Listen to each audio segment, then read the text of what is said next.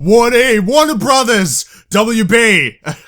Yeah, you guys are some clever fucks, I'll tell you that much. You think that because you put Batgirl in the Batman Arkham Knight DLC, you'll be able to scam us. Fuck you. I said this on Twitter, but WB are the prime contender right now for the worst publisher of 2015, and Batman Arkham Knight so far represents that in almost all ways. I've talked at length about the Day 1 DLC, both on the website and on YouTube twice, and now we're talking about the Season Pass. Now, a lot of you were asking me, oh, when are you going to talk about it? But I decided to wait it out, kind of wait for all the details to come out, and gather my thoughts on what I think about this Season Pass, which costs $40, $40, two-thirds the price of the game. And now that they've announced the details, I'll go through them with you. Now, the article that that explains all of the details of the Season Pass is available on FringyGaming.com, which will be linked in the description. But let's have a read of what's in here. This is pretty interesting to me. Batgirl, A Matter of Family. An all-new prequel story expansion to an entirely new location where you play as Batgirl for the very first time in the Arkham series. Now, first off, two questions. If you're making Batgirl, who presumably plays differently to Batman, otherwise it would defeat the whole purpose of her, she'd just be a skin, presumably she's got to play different, have different gadgets and whatnot. She is a different character, of course. So if she's going to be an entirely new character with her model design, a moveset, and a new location, are you going to try and tell me that you made all of that post-launch? Yeah, I'm a bit skeptical of that, Warner Brothers. Bit skeptical of that. The Season of Infamy. Play as Batman in all new story missions featuring legendary supervillains invading Gotham City with new story arcs, missions, and gameplay features. Okay, so legendary supervillains. So they're making models. I doubt that these characters who will be modeled and voice acted will have all been made post-launch. And I know some of you are saying, why do you keep emphasizing post-launch? Because all DLC content that's good should be made after the game comes out. Not during development, because then you're taking away development time from the core game, which you should be working on until the day of release. Well, at least until the game goes gold, I mean. Then you start working on the DLC, especially if it's paid. Gotham City stories. Play as Batman's key allies, presumably, Catwoman, Robin, those guys. Which means, again, those guys were probably made prior to launch since they showed a trailer with them in it. I don't know, maybe they'll have a role in the game and then they'll be shown later on, but I'm a little bit suspicious. Extending their storylines from both before and after the events of Batman Arkham Knight. And then the rest of it is basically tracks, like music because it's the 75th anniversary of Batman, character skins, and maps. So, really, we have to sit back and look at this and ask a couple of questions. One, is this worth $40? Is this worth $40? And this is $40 US, so if it was here, it would be like $60. And two, whether or not all the content in this Season Pass, which is apparently rolling out over the next 6 months, was made post-launch as it should be. Is this worth $40 to you? Not to me. Not to me at all. I mean, for starters, we barely know anything about the actual specific details of the story DLC. We don't know how substantial it's going to be.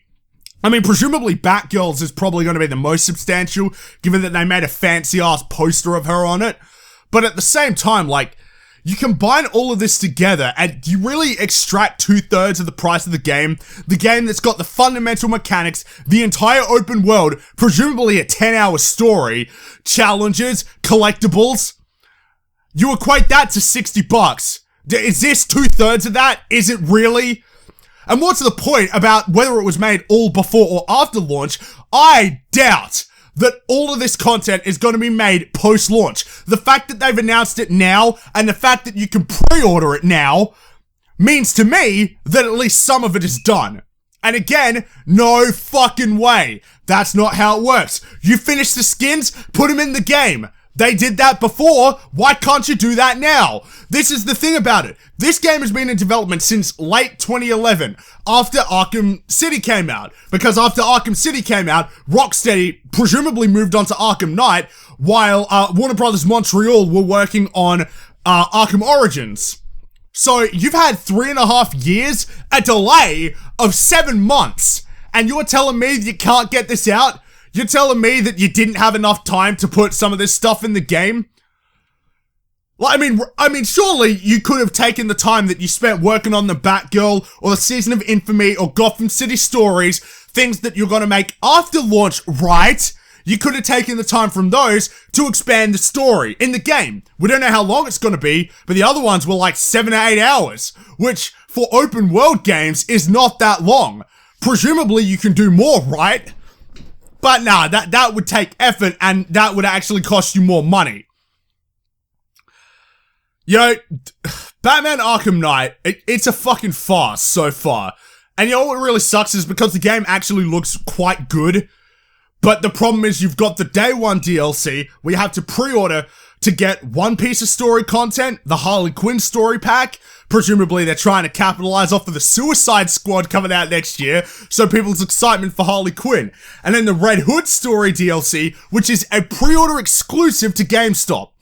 And now you're here with a $40 season pass you want for the full experience of Batman Arkham Knight, because let's get real, based on the way that they've handled this, some of this has had to be made prior to launch. So really should be in the game. You really want to value the entire experience as $100 US? 100? Yo, this is happening with all games now. You got these stupid season passes that they announce like 2-3 months before launch. Sometimes they announce it when the game is announced. Black Ops 3 had its season pass announced like on the day of an announcement.